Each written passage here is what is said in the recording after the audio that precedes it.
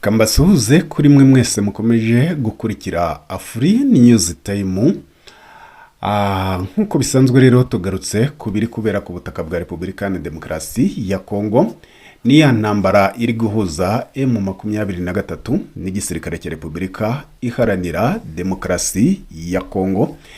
Ariko kuri uyu munsi w'itariki 25 z'ukwezi kwa kabiri umwaka w'ibihumbi 2026, nta kindi Afri News Time tugiye kuba twakwibandaho.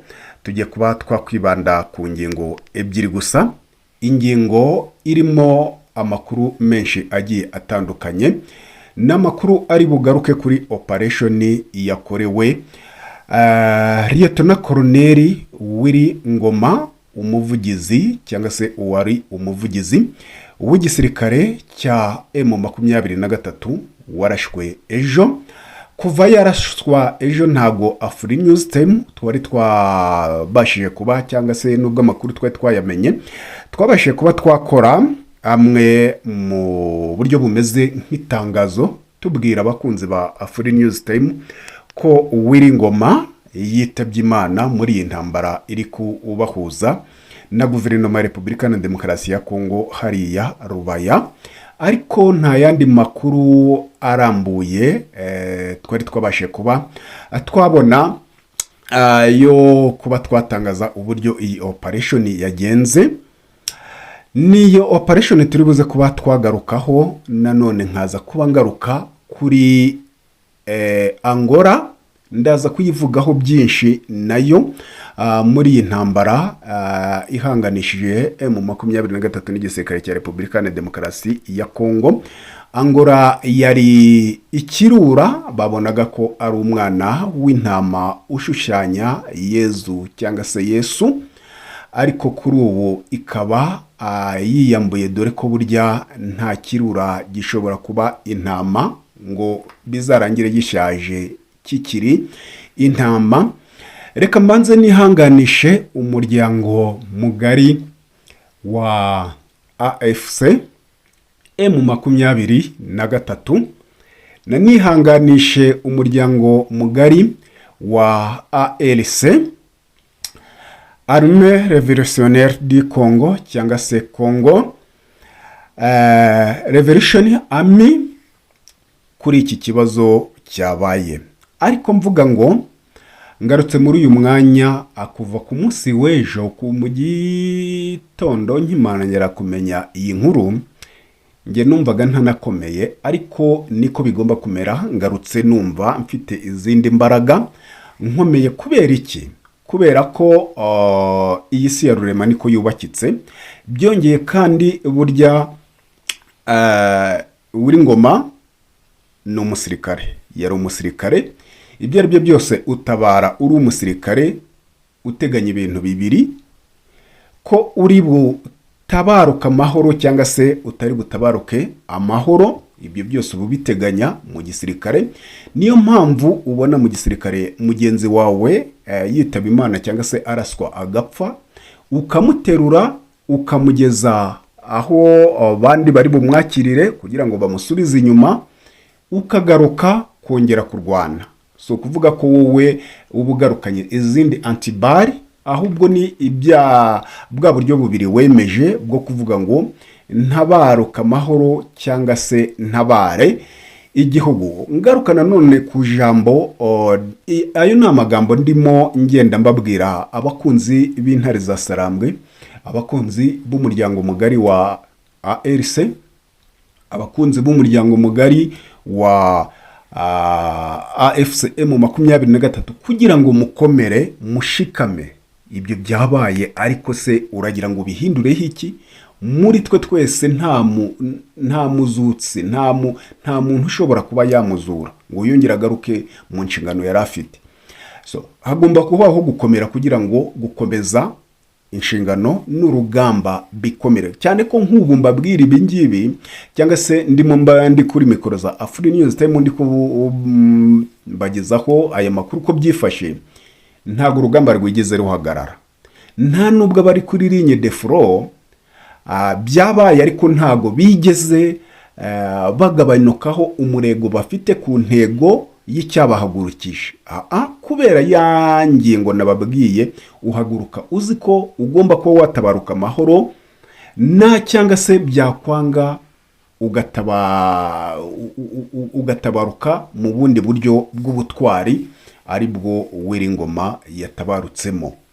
Ibyo byose rero ni nayo mpamvu mu gisirikare baraga bakiri bazima. Ubundi mu muco w'abantu tumenyereye ko uraga aba ari ugiye kuba yakitaba Imana yumva ubuzima bwe butameze neza, akavuga ati byanze bikunze ni nza kumererwa neza nta kibazo, ariko niba ntamerewe neza kansiga amasezerano y'ibingomba, y'ibibazo ngomba kuba nakemura n'ibiki byose, kugira ngo abasigaye bazamenye ko nakoze gutya cyangwa se nagenje gutya, bate kuba bagira uburyo ndetse kuba bafite imitungo bashamirana. Rero mu yindi mico cyangwa se ibyo bikora umuntu urwaye ubona nawe ko ageze kuri revo yo kwitaba Imana, agasiga bikoze gutyo cyangwa se agatangira kubiteganya gutyo. Ariko mu gisirikare siko bigenda. Ukinjira igisirikare bahita bakwaka imyirondoro yawe yose n'ibiki, bakakwabaza n'uburaga. Icyo ni iki kwereka ko uba wiyemeje, uba watangiye gukandagiza ikirenge hejuru y'iki yaho ugomba kuba wariduka ukajya aho udashobora kuba wakwikura. Nicyo gituma rero kuri ubu ndabivuga, mbizi neza ko abambaye uriya mwenda, abafite iriya ntwaro ubu birabashokinga, bibakora ahantu by'umwanya mutoya, ariko bitari buze kuba byabaherana, kugira ngo bataza kubana n'ubundi batakaza intego cyangwa guheranwa n'agahinda, bigatuma umwanzi abasha noneho kuba yabigaranzura cyangwa se akaburira uko ashaka bitewe n'iyo shokingi bagize. Ibaho mu bumuntu iyo shokingi, kubera ko uri bubashe kuba utazongera kubonana n'uwo muntu wagiye, birashoboka. Ariko mu gisirikare babikubwira ko biba by'umwanya mutoya. Niyo mpamvu mbasabye umuryango mugari wa ARC kugira ngo namwe bibe by'umwanya mutoya, azafatirwe igihe cyo kuzajya yibukwa k'intwari. Abakunzi b'intare za Sarambwe, hari abari mu muryango mugari, hari abakunzi, hari n'abafana n'iki, mwese abo bose mbabwira ngo ukwihangana intwaro ya mbere ku isi.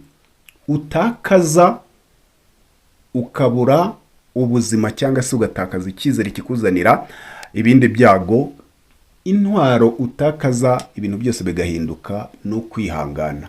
Ariko iyo ukomeje gukenyera intwaro yo kwihangana, ni amahwa uyanyuramo, imiriro yaka ukayinyuramo, ibiki byose ukabisimbuka mpaka ya ntwaro ikugejeje kuri nivo ya nyuma yaho ugomba kuba wabona intsinzi. Nibyo bituma rero kuri ubu AFCM 23 ntabwo ngiye kwanjira mu mirwano. Imirwano yo irarimbanije, haba muri Kivu y'Amajyepfo, haba muri Kivu y'Amajyaruguru, muri za Masisi. M23 iyakomeje operation zayo. Nicyo cyatumye ngarukana n'ubundi ku ijambo rya General Makanika avuga ati ntago tuzatema amajosi, ntago tuzatega amajosi ngo bateme, sibyo? Ati kandi hagomba kubaho ibitambo byo kugira ngo abandi babeho. Ubwo ni ubusobanuro burimo amagambo aremereye cyane kandi menshi kubijyanye n'uburi ku rugamba, na n'ubundi bidasize cyangwa se tutibagiwe wa wundi uri mu muryango mugari w'abari ku rugamba. Icyo nicyo mbanje kuba nababwira kuri Afuri News Time. Icya mbere no gukomera, kandi hakabaho intwaro yo kwihangana, ibintu byose bigakomeza. Aragiye Uwiringoma, yakoze byinshi muri AFC M23, akora muri ARC byinshi cyane, Armée Révolutionnaire du Congo cyangwa se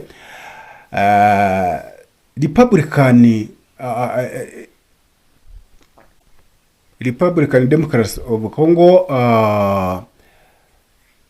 yakoze byinshi biremereye cyane ahangana ku rwego yereka abashyigikiye ko habaho impinduramatwara muri Repubulika na Demokarasi ya Kongo, abereka imikorere ye ku mugaragaro cyane, anamenyekana ku ugasirinuka kwikiri aho yabwiye abacanshuro, n'ubundi buze kuba nagarukaho na n'ubundi, ababwira ati mwaje muri Repubulika na Demokarasi ya Kongo mu kibazo cy'abanyekongo ubwabo, abavandimwe bahanganye ari babiri, ariko muza mufite intego yo gutsemba uruhande rumwe, mubizi neza ko ariyo mafaranga mugiye kuba mwakorera. Ati twari dufite uburenganzira bwo kuba twabahitana kubera ko muri aba mercenaires, mbese nta n'igihugu mwaturutsemo kidashobora kuba mwacyabavugira kubera ko hari bimwe amategeko atabagomba. Ati ariko twebwe dufite ubumuntu,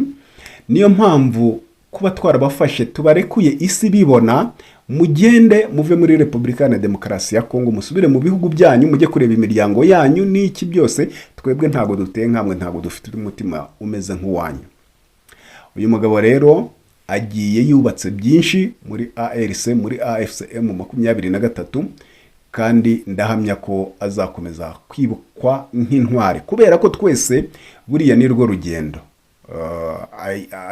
Aguye ku rugamba, hari abagwa mu bitaro bishwe n'indwara, hari abakora impanuka n'ibiki. Ibyo rero ni ingero nyinshi ko nta n'umwe uramba kugeza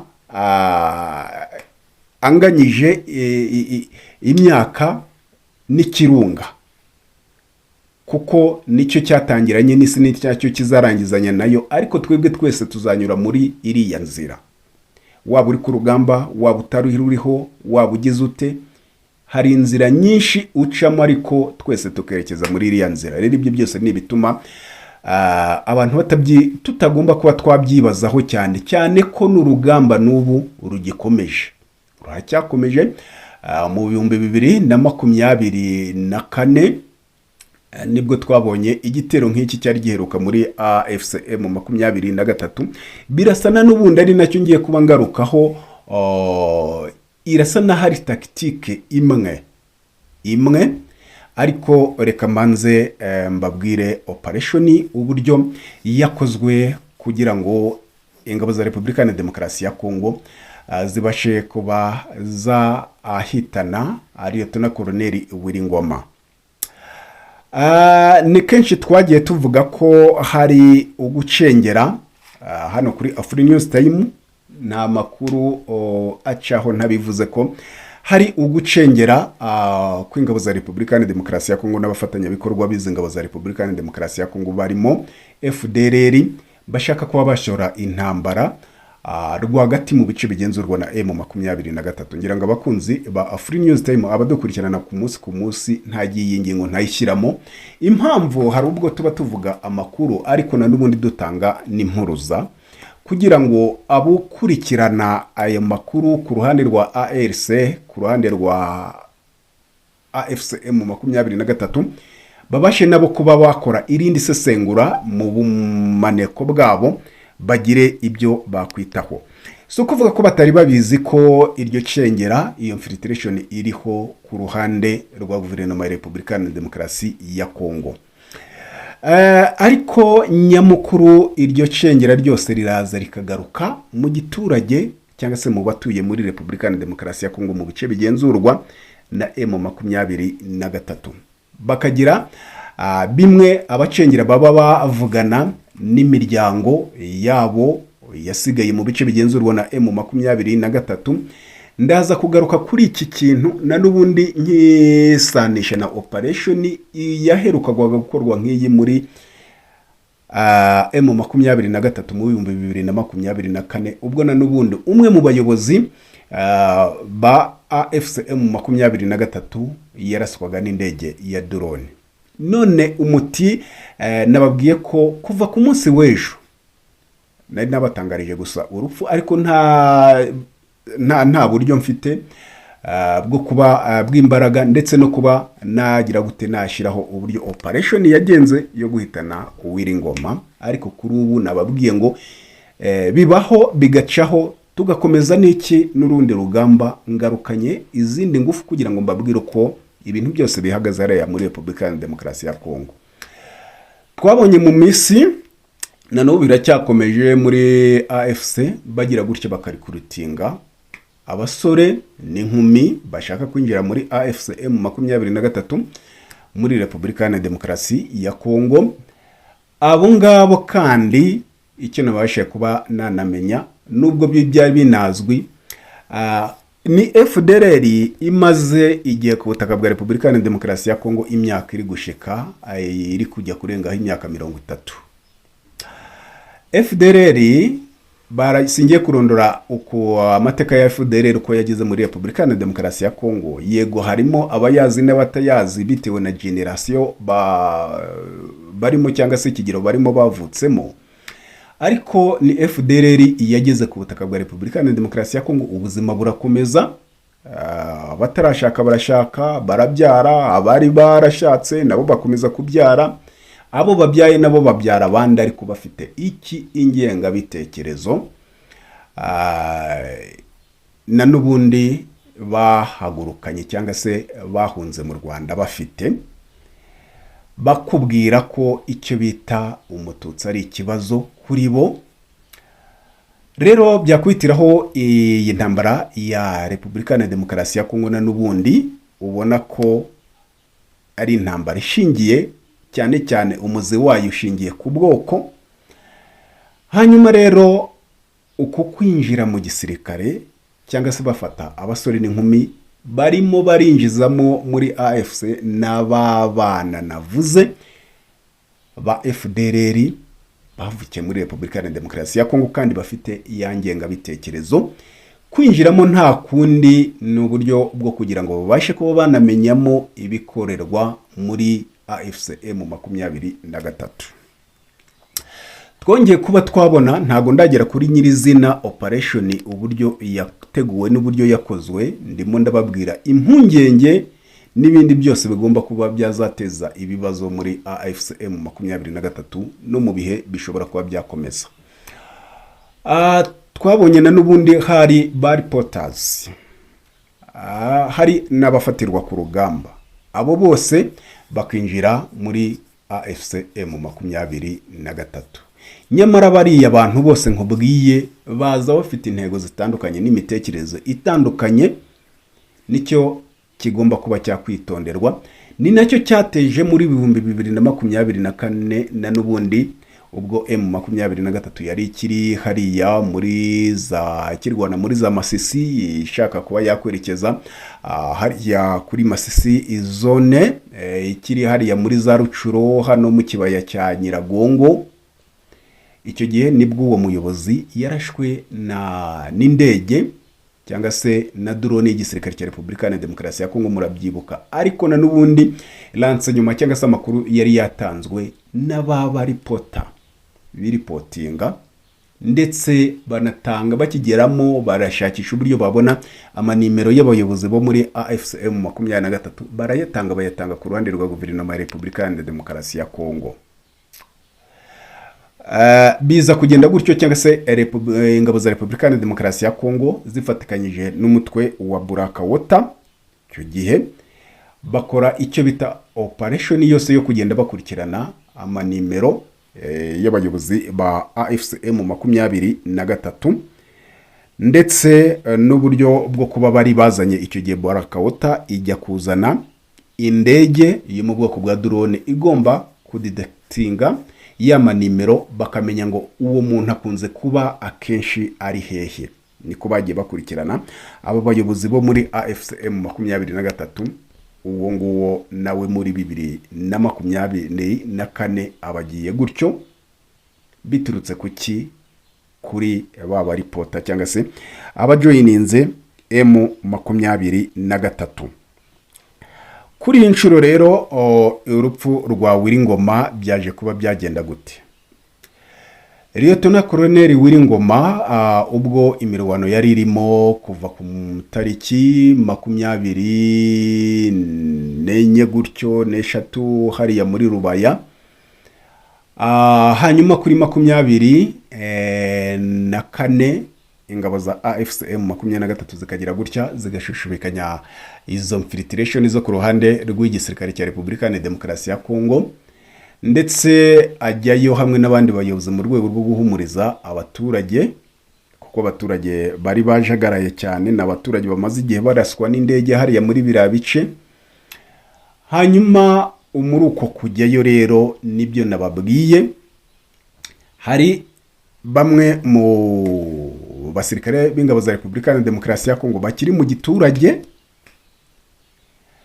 Twababwiye uburyo, niba mubyibuka, nababwiye uburyo Repubulika ya Demokarasi ya Kongo hamwe n'u Burundi mu mwaka washize, nababwiye uburyo bigeze gutegura, bafashe igikundi cy'abadamu n'abakobwa barabatreninga, babaha amadolari ngo bajye mu mijyi igenzurwa na M23 gucuruzayo, abenshi bacuruza ubukabare, kugira ngo infiltration nizijya zikorwa zo ku ruhande rwa guverinoma ya Repubulika ya Demokarasi ya Kongo, aba badamu bajye bacumbikira abo bantu cyangwa se babashakira ko bacumbika.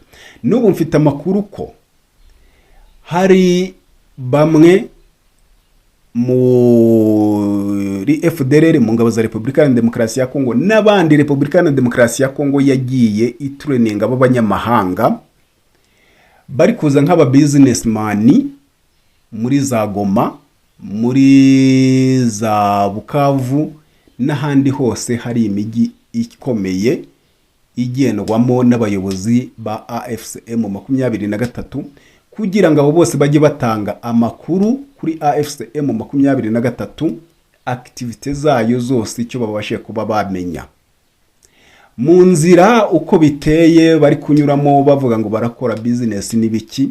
Birakwiye ko ari ya mahoteli, ari ya macumbi, yaba yo mu masantire, mu mijyi ikomeye igenzurwa na M23 hashirwamo ingamba zikomeye cyane mu kubigenzura.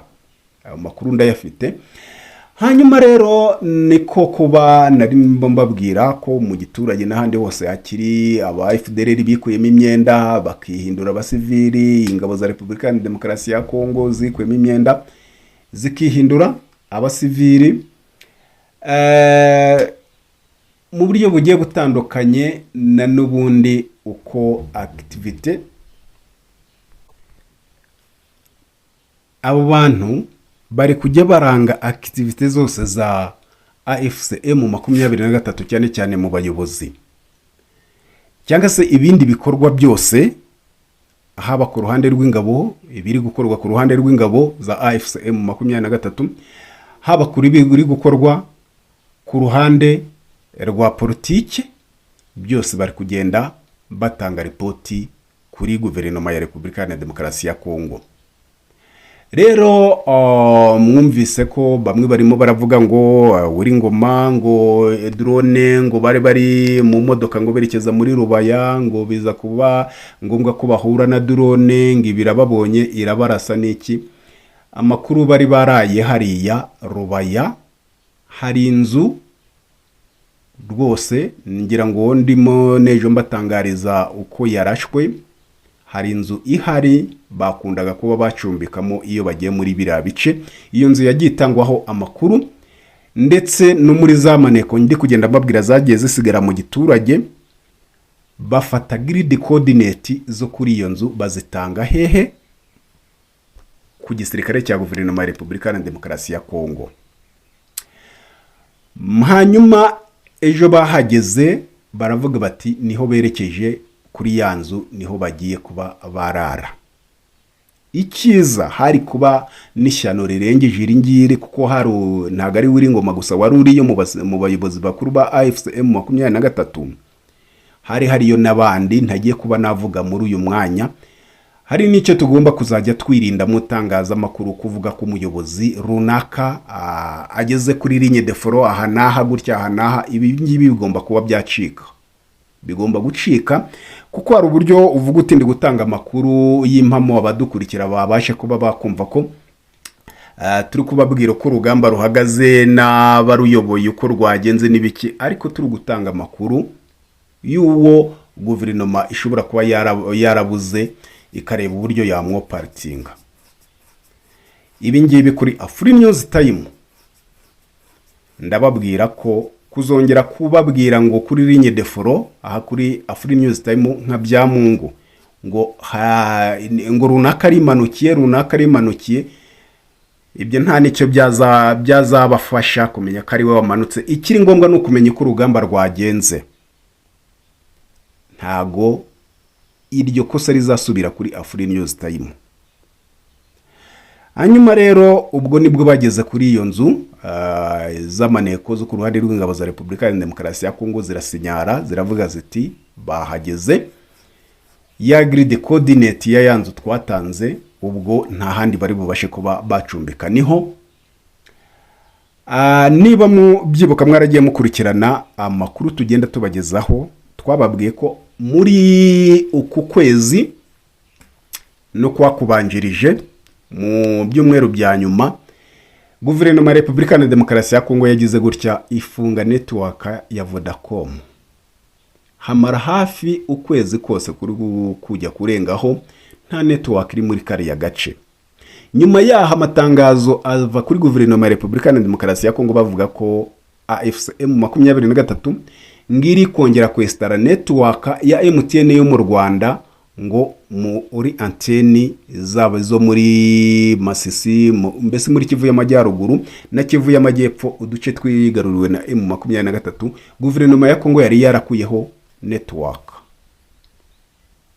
Nyamara makuru nabashe kuba nubwo byari bitoroshye kuyatara, hari icyo guverinoma ya Kongo yaririmo itestinga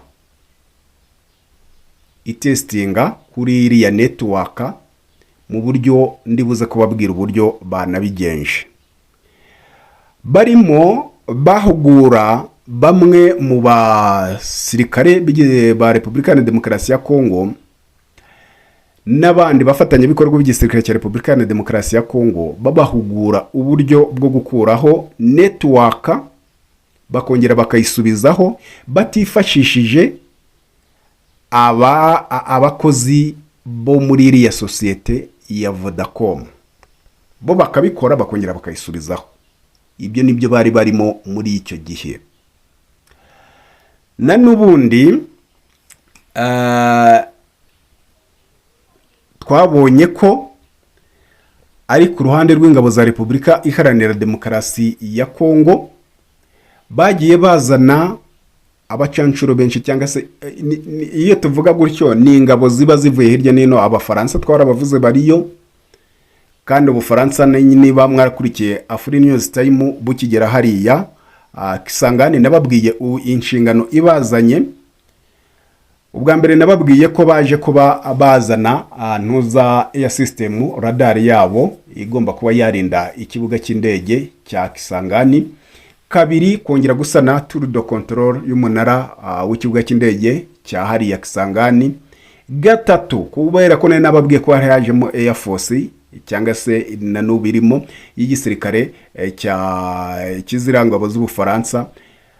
Gatatu, gukoresha icyo bita amadrone aza kwibasira M23. Ibyo byose rero, ayo mahugurwa nabo bari bayakombanengiyemo, ari nabo baje kuba babihugura. Nababwiye ko hariyo n'Abayisirayeli babacanshura, ariko nabo bakora mu by'ikoranabuhanga. Ibyo byose bari barimo babihuriza hamwe kuri uriya munara wa Vodacom.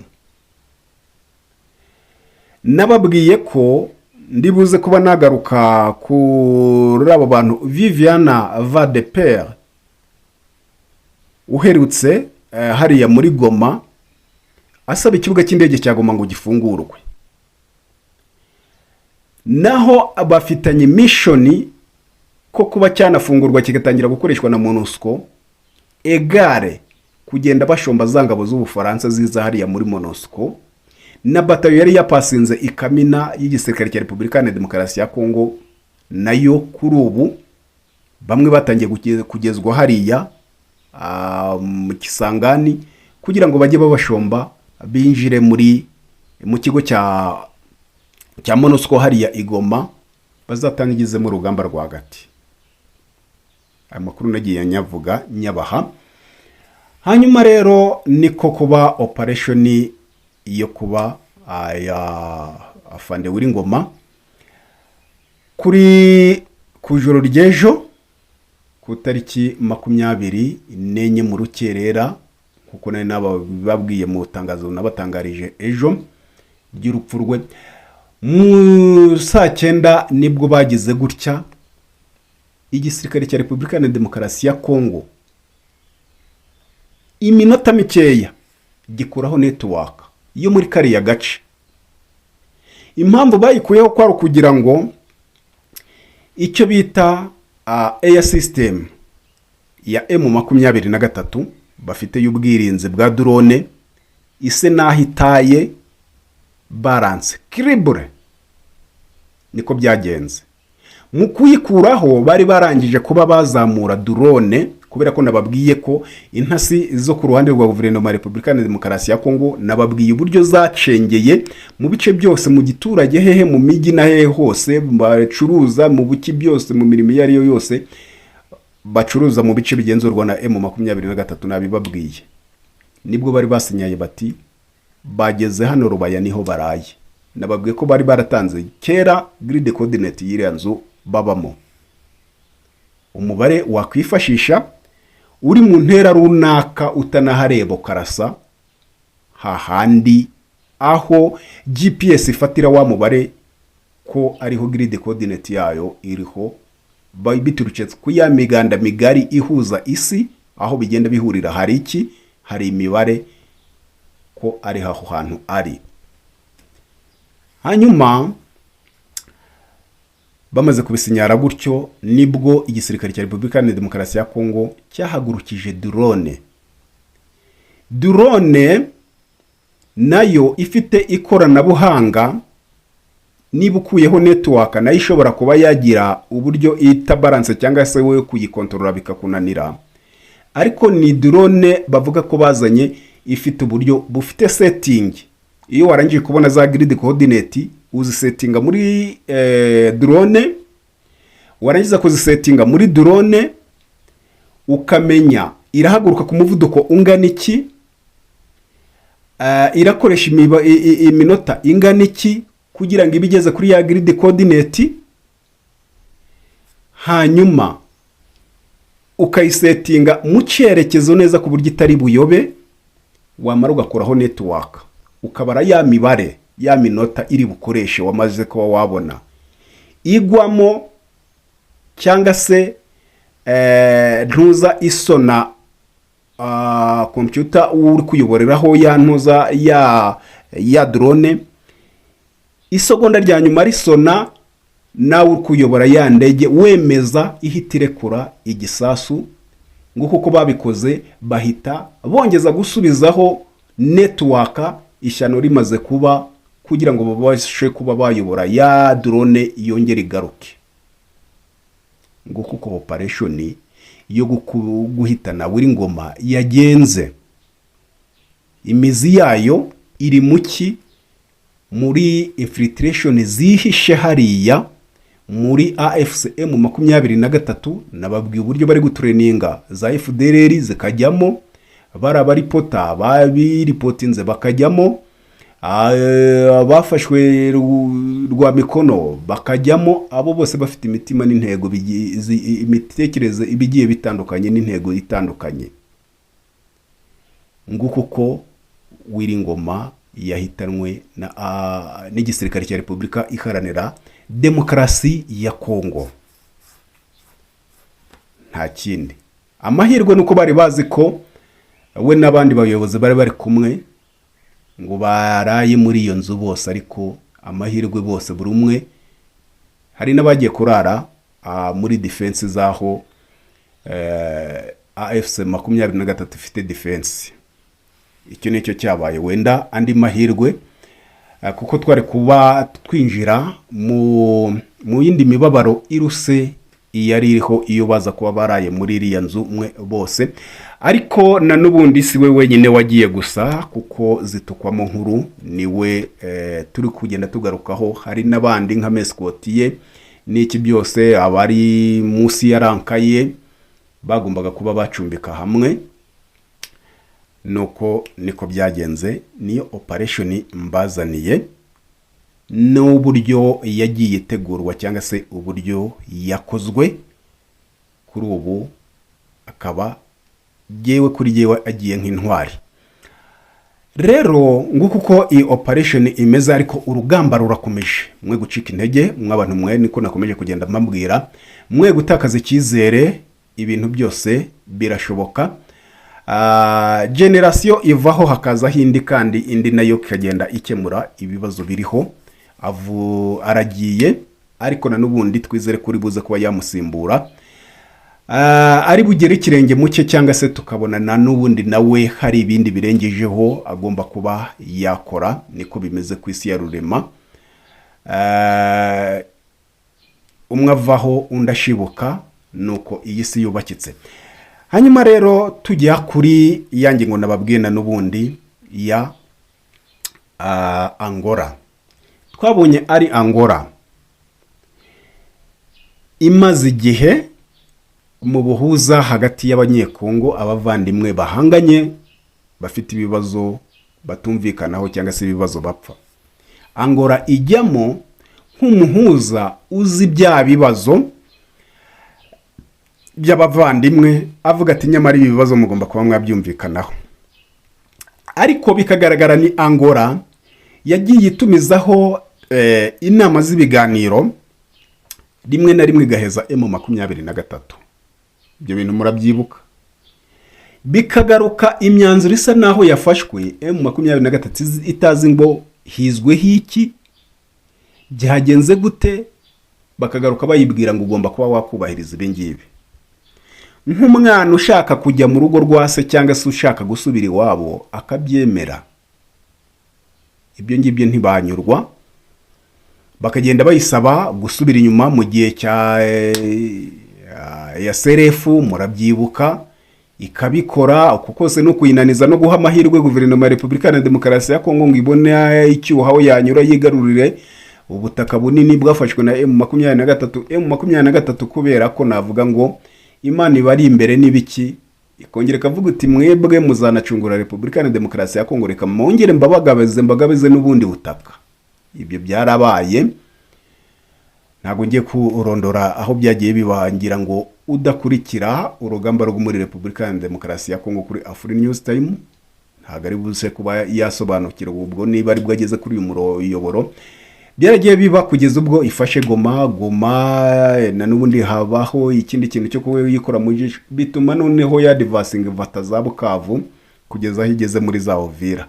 Igeze muri za Uvira, ibyayibayeho muri 2024 gushyira 2025 muri za Rucuru, muri za Masisi, bayibwira ngo nisubire inyuma, nibyo byongeye kuba muri Uvira. Ngo subira inyuma, ibiganiro bikomeza. Mu gusubira inyuma, iza leta ziba zirahageze. Abahuza ntacyo bigeze bavuga, yewe barimo na Leta Zunze Ubumwe za Amerika baricecekera. None Angola ibonye ko nibyo bindi navuze ngo nta kirura kitera uruhu rw'intama ngo bizarangire gisaze kisa n'intama. Angola birayinaniye, yiyambuye umwenda w'ubuhuza cyangwa ukuri nyako, iravuga iti na nubundi nanjye aramaminere bari kurya muri Repubulika ya Demokarasi ya Kongo ngomba kuyaryaho.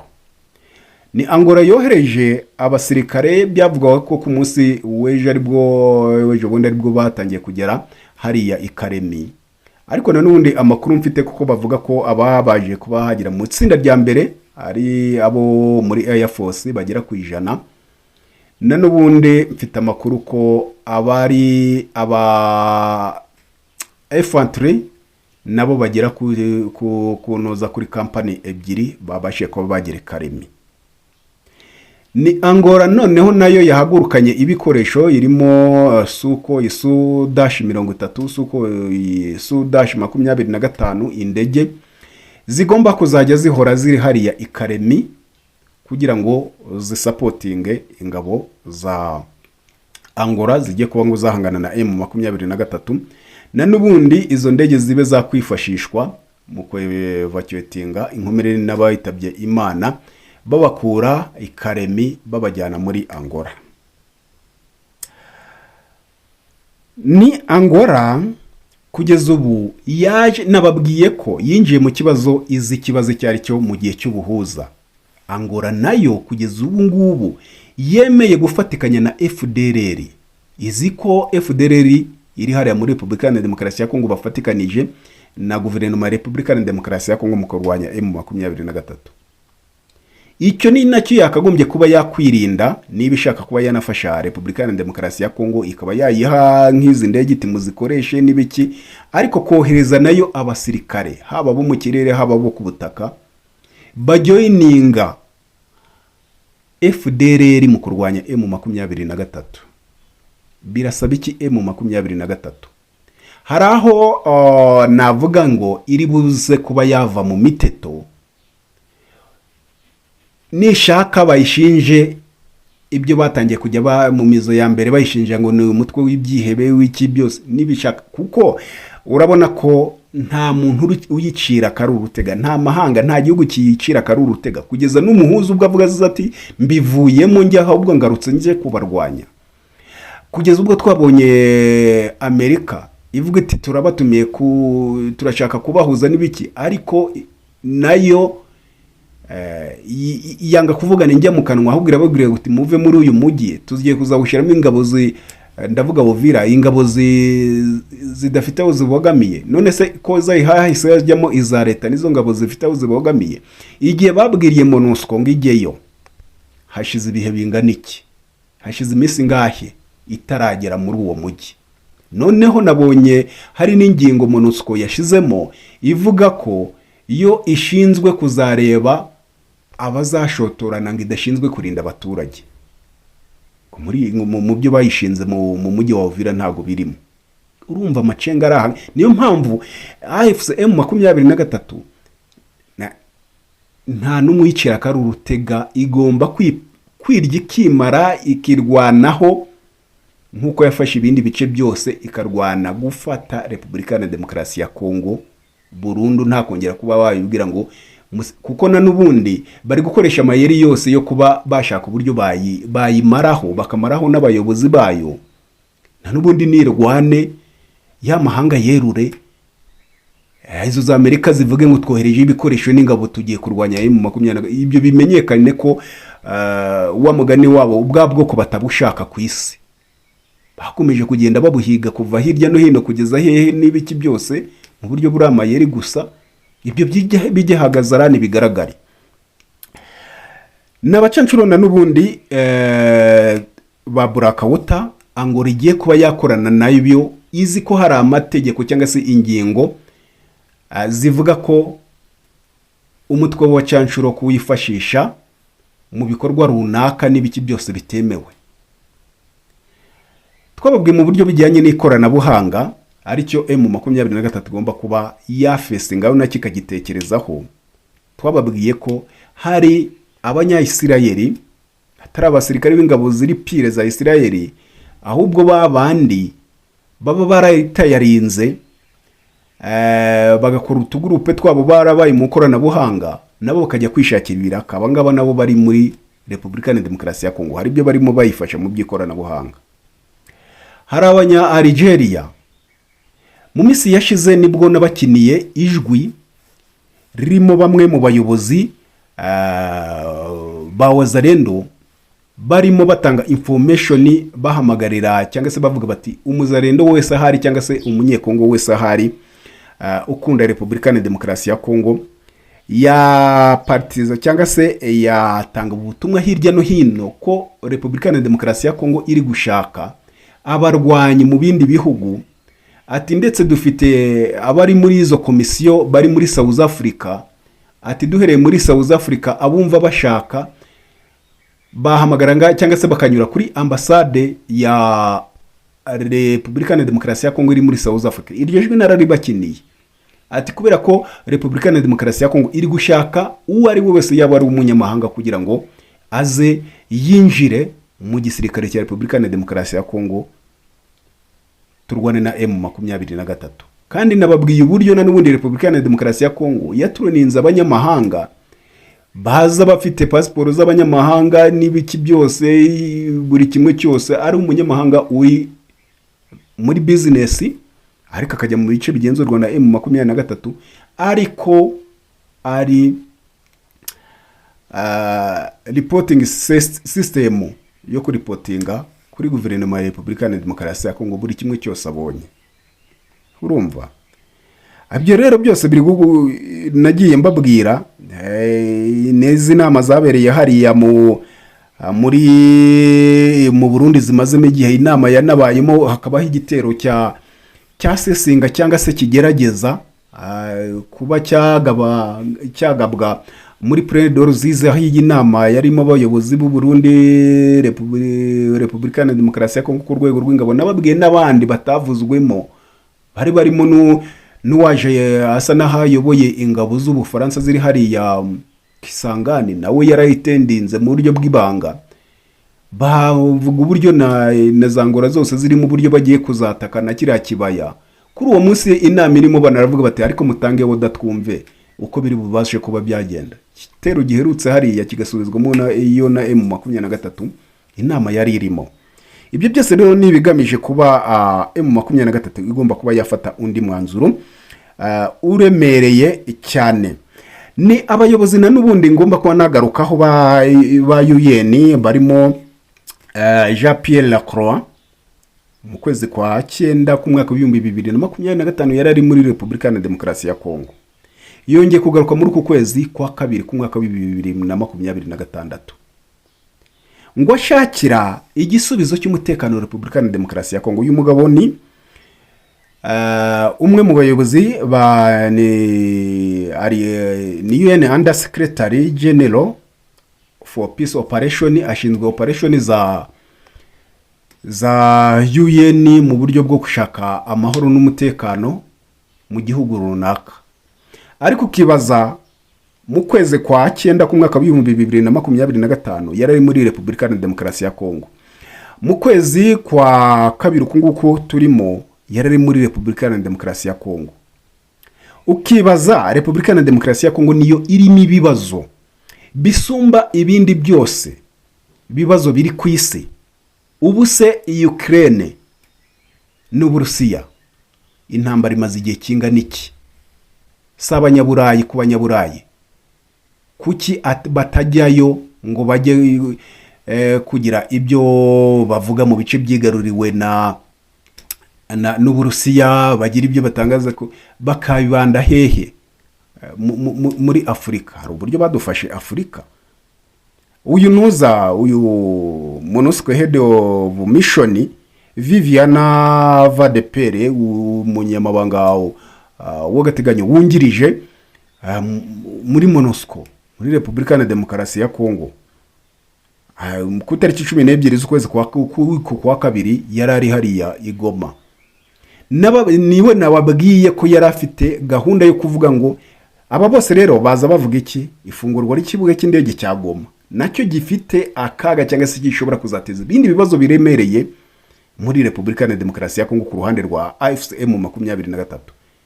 Iyo operation ku buryo yari yateguwe narayibabwiye, Yuyu Viviana Vadepere uburyo yari yoroganije ko ikibuga cy'indege kigomba kuba cyafungurwa ngo MONUSCO ikajya cyifashisha mu bikorwa byayo byo muri ranshingano bayihaye yo kugenzura iyubahirizwa ry'agahenge, ngo aho igiye kuba yatangira gukora reconnaissance cyangwa se ubumaneko ihagurutse indege ku kibuga cyahariye Goma ijya muri Ovira, ngo kwa n'indege kugenda basesenga uko bimeze.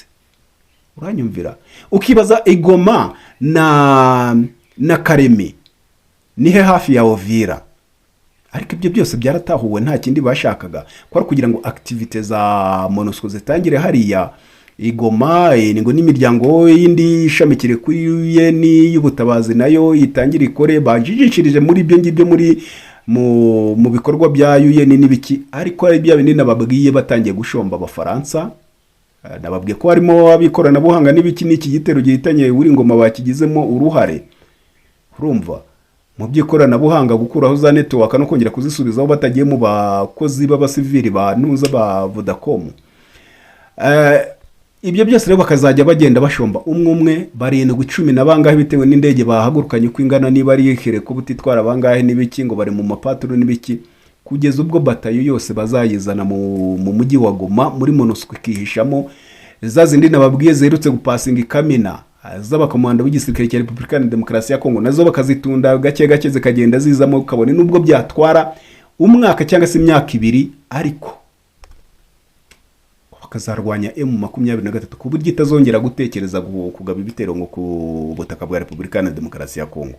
Viviana nibyo yarajemo, turabibabwira mukavuga ngo ayo makuru twayakuye he, ariko nyuma yaho ibibazo bikaza kuba byaba.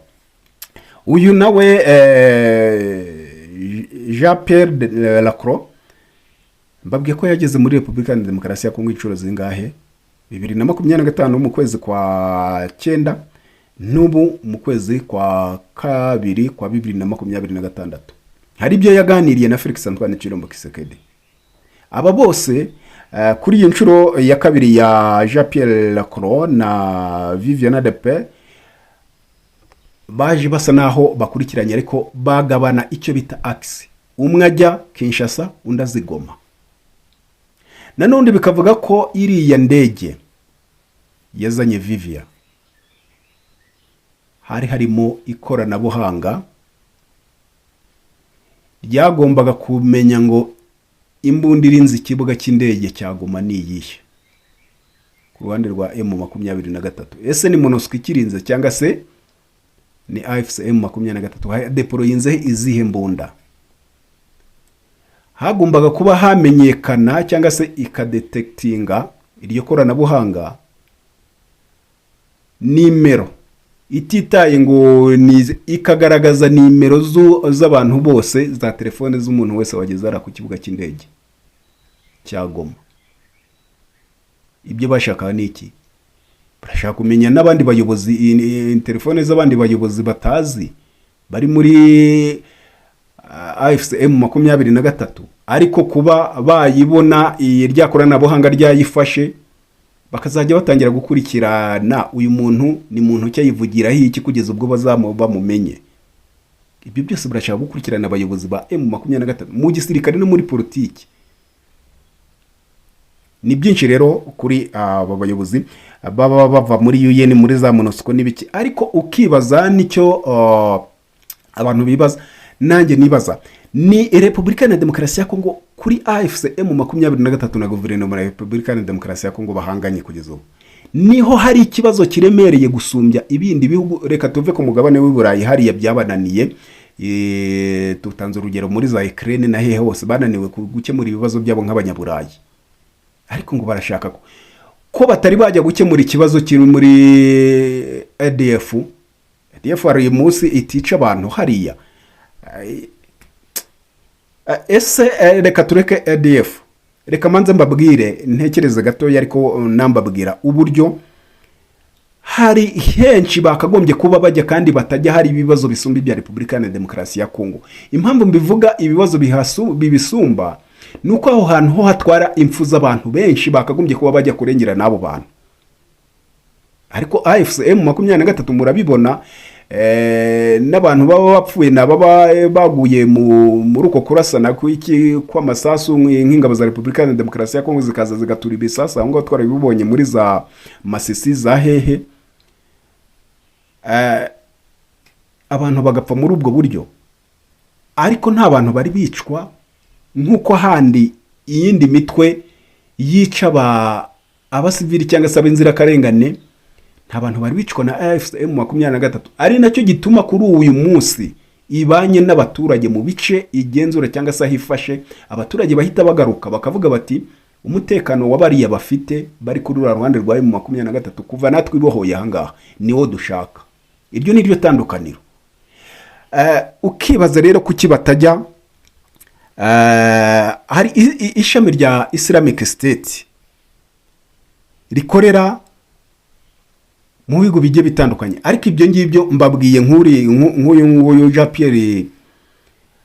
Jean-Pierre Lacroix usa naho yikubye inshuro zingahe zegeranye muri akorera ingendo muri Repubulika ya Demokarasi ya Kongo mu kwezi kwa 9 ku mwaka w'2025.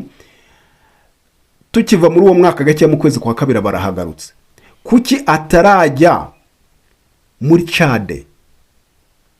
Hari ibikorwa biri guhitana abantu benshi by'umutwe wa Islamic State. Kuki ahangaha ngiye kubabwira ni mu burengerazuba bwa Afrika, aho ngaho muri Chad, kuki atarajyayo? Muri Nigeria, kuki atarajyayo? Muri Nigeri, kuki atarajyayo? Muri Cameroon, kuki atarajyayo? Izo nshuro zingana gutyo kandi haba abantu bari kwicwa na Islamic State. Ushobora kuba wakumva ngo ni Islamic State, ni nkuko na nubundi ADF naru ibarwa kuri Islamic State irayifasha. Nabyo ari byo ndi kuvuga kuki atarajya Ituri. Uwo Viviana ahubwo ati Njigoma. Igoma yasanze abaturage batuye babanye neza na M23 bagira gute bacuruza bayaye. Kuki atarajya hariya imirambo yirirwa irimo bujya guca bagasanga imirambo 70 mu muhanda mu nzira? Kuki atarajyayo? Ibyo bintu mugende mubyibazaho. Muri Centro na Este muri Afrika yo hagati n'iy'iburasirazuba, na nubundi bikorwa bya Islamic State nkuko nari maze kubibabwira bibarizwa muri Mozambique, muri Somalia. Somalia giyeyo kangahe? Izi ntumwa zigiyeyo kangahe? Abakurikirana ingendo z'izi ntumwa muraza kuba mwambwira. Muri Mozambique iyi Angola ije muri Repubulika ya Demokarasi ya Kongo. Umuryango wa SADC wateranye inshuro zingahe? Perezida wa Mozambique ababwira ati nyabuneka mu ntabare ibyihebe bigeza haga byisha abaturage birimo birafata ubutaka bunini burigarurira n'ibiki. Ati nyamara muri kubona Mozambique ko ari ifite ikibazo cyo yonyine, niramuka ifashwe nibi byihebe namwe ubwanyu ntimuzagira amahoro, bizatukira no mu bindi bihugu. Bagaterana inshuro ya mbere, bagaterana birinda birangira babuze umwanzuro kujyayo. Ingabo z'u Rwanda sizo zagiyeyo, babona zihashisha ibyo byihebe bikura mu soni nabo bajyayo. Bagizeho cyo kora ndashima uko nagiye nkurikirana amakuru, ndashima perezida wa Mozambique yarababwiye ati nababwiye mu mizo ya mbere nk'umuryango wa SADC mbamo ngo mu ntabare muranga, none mubonye ibice bimaze kubohorwa n'ingabo z'u Rwanda nibwo mukozwe n'isoni mushaka kwikura mu soni ngo muraje. None mugeze hano mutangiye kuba muvuga ngo mugiye kuba mwakoperatinga mufatikanije n'ingabo z'u Rwanda. Ati ntago mbishaka, mugende mubohoze cyangwa se mukure izo magayidi muzikure mu bice bindi namwe munyuri yindi sector. Babura uko babigenza, barihamba, ni nko kwihamba bajyayo. Bamaze igihe kingana iki SADC itavuyeyo bakubiswe na za magayidi n'ibyo byihebe, bamaze umwanya mutoya. None ibyo byagiye bibananira kumva ko ikimuzanye muri Repubulika ya Demokarasi ya Kongo ni ikisi. Nayo maminere Felix Antoine Kirombo Kisekedi ariko umuhagiye gutuma yiyambura umwenda iri yambaye y'umwenda wera, akaba agiye kuba yakora genocide. Ariko iyi ni genocide kwibasira ubwoko runaka. Uvuga ngo ntubushaka mu gihugu cyawe kandi ari ko kavukire kabo, ngo ahubwo urashaka ntushaka no kuganira nabo, urashaka guhangana nabo binyuze mu ntambara ubamareho. Nicyo bigamije. None angurije kuba yamufasha. Ni kuki batagiye katwerekeze n'ahandi tuve aho ngaho, tuve muri Afrika? Kuki batagiye muri South Asia? Hari ibibazo bingana yiki muri Afghanistan. Nta bibazo biriyo muri iyo mitwe yindi yica abantu benshi cyane. Reka mbabwiye ko iyi mitwe ndi kubabwira muri ibi bihugu byose egiye ibamo. Kugeza ubu ngubu ibarura rirerekana ko bamaze kuba bakwica miliyoni zirenga miliyoni 4,312. by'inzirakarengane by'abasivili bicwa n'iyo mitwe, ariko bari kwibanda hehe? Kuri AFCM 23. Ngira ngo n'iki kintu nihabaho nk'indi nama AFCM 23, wenda ntago mbize kuko byinshi biba byavugiwe muri izo nama cyangwa muri ibyo biganiro ntago tubyumva, ariko iki kintu yakagombye kuzakipresentinga, yakagombye kuzakigaragaza, ikagaragaza aba bantu bose bapfa ku isi bafite ibibazo biremereye gusumbya ibyaha ngaha mu bice bigenzurwa na M23, ariko bakaba bari kwibanda kuri M23. Twari tugeze muri South Asia, muri za Afghanistan, Pakistan, Tajikistan, Uzbekistan, aho hose ya mibare mbabwiye niho igenda ituruka y'abantu bishwe. Kuki badafata ibyemezo n'iki nk'isi yose nk'iyo UN igahaguruka ikajya kurwanya iyi mitwe ko bitayinanira? Ariko hamwe babona ko ntacyo bari bubashe kuba bakurayo. Aho bari bukuri ikintu ni hehe? Ni muri Repubulika ya Demokarasi ya Kongo, kabone n'ubwo bwoko n'ubwo bwapfa bugashiraho, ariko babonye inyungu bakuyeyo izabatunga gatunga imiryango yabo n'ibiki byose, bakabaho bari abaherwe bari aho ngaho. Felix Antoine Chilombo Tshisekedi nawe akagendera muri ibyo ngibyo. Ibi bintu kandi wamugani bizamushira imbere y'urukiko igihe runaka, nanjye ntazi. Jya muri Middle East, muri za Syria na za Iraq, bimeze bite? Bagiye inshuro zingahe? Bagiye inshuro zingahe?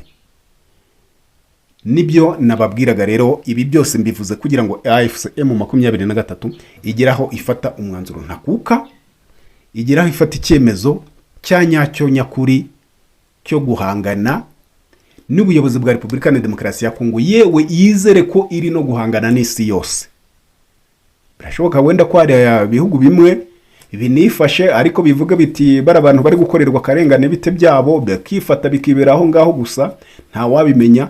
Ariko ikiteye ikibazo kiremereye cyane, cyangwa se ukwiyumva ko guhinduka kwa Angola, akikuramo umwenda w'umweru wagaragariraga abandi bose, banavuga bati uriya mugabo ashobora no kuzaba nubwo byagenda gute kuzahabwa ni na cya gikombe cy'abaharanira amahoro.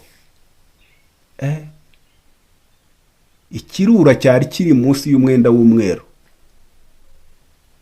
gicomotsemo umwenda urasigara, kigaragaje ko ari ikirura. Amerika iti ngendo umupolisi w'isi nkemura ibibazo byose aho biri, abashamiranye bakumvikana, iti muva aho ngaho mugiye, kubera inyungu zayo. Ntago yitaye ku nyungu za AFCM 23 byirwanira, oya, ni inyungu zayo yishaka kuba yarengera biturutse ku byo bumvikanye na Felix Antoine Chilombo Tshisekedi. So katube duhiniye ahangaha, ni byinshi tugiye gukomeza gukurikirana amakuru y'ibiri kubera ku butaka bwa Repubulika ya Demokarasi ya Kongo. Uko intambara iri kujya imbere ni biraza kuba byakomeza byose, nkuko nababwiye ko nta gutakaza, nta gucika intege, kuko gucikia intege niko kurirwa n'umwanzi, ahubwo gukomeza no gushikama aho umwe avuye undi akatekinga post, nicyo kiba kiri ngombwa, kandi akagira gute agakomeza inshingano uko zari zisanzwe, ndetse no kurushaho kuzinoza neza, nibyo biba bikenewe. Mwabantu mwe, Imana ikomeza kubahira no kubaha umugisha. Turaza gusubira mu kanya.